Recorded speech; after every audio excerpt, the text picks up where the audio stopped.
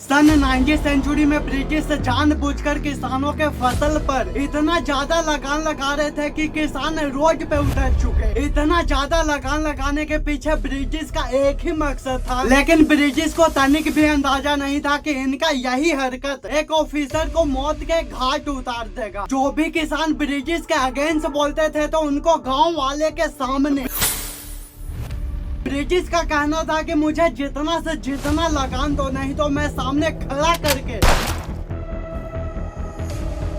देखो। आगे जो मैं कहानी बताऊंगा ये एक रियल घटना पे बेस्ड है और एक ऐसे इंसान की कहानी है जो किसान भाइयों के लिए ब्रिटिश से एक ऐसा जंग छेड़ता है जो आज भी इतिहास के पन्नों में छिपा हुआ है। And I am pretty sure कि ये कहानी तुम्हें एक फिल्म की तरह लगेगा। तो इस टॉपिक को समझने के लिए आज से ठीक 95 साल पीछे चलना पड़ेगा। ईयर 1930। एक छोटा सा गांव जो अयोध्या से 26 किलोमीटर के दूरी पर उत्तर प्रदेश में बसती थी मुमताजाबाद। ये गांव एक खेती प्रधान था क्योंकि अपना एग्रीकल्चरल ट्रेडिशन से बहुत ही ज्यादा मशहूर था। मुमताजाबाद गांव के प्रमुख किसान राम सिंह थे, जो एक सम्मानित नेता के साथ नेक दिल इंसान थे। गांव के लोगों के लिए हमेशा ये खड़ा रहते थे, लेकिन किसी को यह नहीं पता था कि आगे चलकर यही इंसान हमारा हीरो बनेगा। सब कुछ ठीक चल रहा था, तभी ब्रिटिश का ऑर्डर आता है कि आज से इस गांव में और भी ज्यादा लगान लगेंगे। ये जो मैं लगान बार बार बोल रहा हूँ इसका मतलब होता है लैंड रेवेन्यू, खेतों के अनाज पर टैक्स लगाना या फिर वसूली करना। ब्रिटिश का कहना था कि आज से आधे से भी ज्यादा अनाज हम लेंगे और जो थोड़ा बचेगा वो तुम रख लेना। अचानक से इतना ज्यादा लगान बढ़ जाना गाँव के लोगों के लिए ये एक बोझ था जो उनकी कमर तोड़ रहा था। इस जुल्म के खिलाफ एक आवाज उठा और वो आवाज था राम सिंह की। देखो, राम सिंह कोई राजा या नवाब नहीं थे। अपने गांव के प्रति एक अलग ही फीलिंग रखने वाला राम सिंह बीच चौराहे पे बोलते हैं कि ये जमीन हमारी है और इस पर हमारा हक है। इनकी बातें लोगों के पास जाती है और वो लोग भी प्रोटेस्ट करना शुरू कर देते हैं। आपके दिमाग में क्वेश्चन आया होगा कि यह ब्रिटिश इतना ज्यादा लगान क्यों बढ़ा रहे, ऐसी क्या स्थिति आ गई? तो देखो, ब्रिटिश ईस्ट इंडिया कंपनी का एक ही मकसद था इंडिया से मैक्सिमम रेवेन्यू जनरेट करना, ताकि वो ऑपरेशन मिलिट्री और ब्रिटेन को वापस भेज सके। लैंड टैक्स उनका सबसे बड़ा इनकम सोर्स था क्योंकि इंडिया एक एग्रीकल्चरल कंट्री है और पहले किसानों को सबसे बड़ी संपत्ति खुद का जमीन होता था। लोगों के प्रोटेस्ट करने के बाद होता क्या है कि एक दिन British revenue officer captain James Harrow Mumtazabad में पहुंचा। ये वो आदमी था जिसे कंपनी ने लगान वसूल करने और गांव के रिकॉर्ड चेक करने भेजा था। जेम्स हॉरो के साथ कुछ आर्मीड थे जिनका बिहेवियर बिल्कुल घटिया था।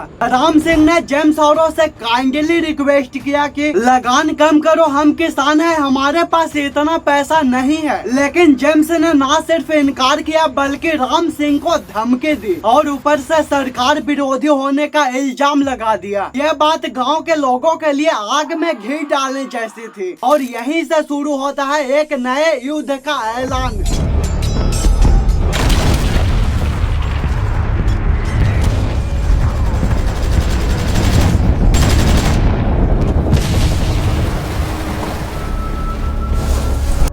एक अंधेरी रात में जब कैप्टन जेम्स हॉरो अपने गार्ड के साथ गांव के एक पुराने मंदिर से गुजर रहा था तो उस पर कुछ लोगों ने हमला कर दिया। शायद ये लोग राम सिंह के सपोर्टर थे जो लगान के दबाव में तंग आ चुके थे। एक ही झटके में कैप्टन हॉरो और उसके 2 गार्ड जमीन पर लाश बनकर गिर गए। ये एक छोटा सा घटना लग रहा होगा, लेकिन ब्रिटिश हुकूमत के लिए तूफान खड़ा कर दिया। एक ब्रिटिश ऑफिसर की हत्या यानी कंपनी के लिए अपमान था। इसी घटना को इल्जाम देने के लिए एक बड़ी सेना भेजी गई मुमताजाबाद गांव में।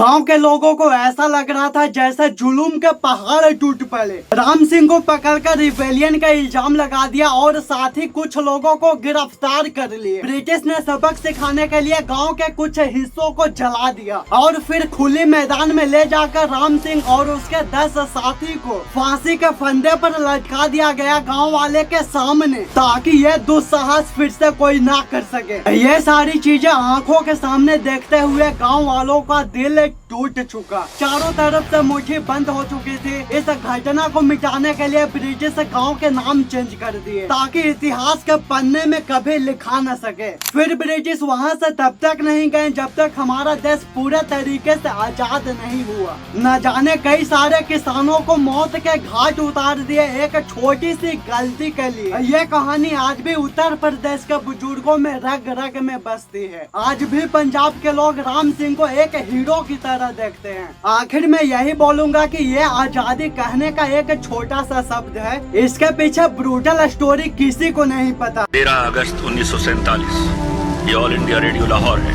आप हमारे अगले ऐलान का इंतजार कीजिए। आप अपना एक्सपीरियंस कमेंट में जरूर बताना। Thank you.